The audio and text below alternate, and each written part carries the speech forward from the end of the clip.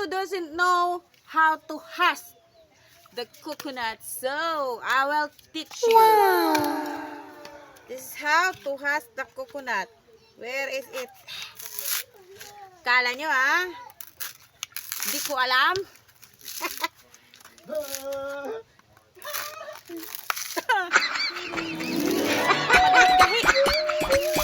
Guys, dito sa probinsya, lahat gagawin mo para makakain ka. Ay, ang bigat. Kung sa Bisaya pa ni, nagbunot ko guys. Kay magkagud kog lubi. Sa Tagalog to, di ko na alam, mag-English na lang ako. So now, I have this in it.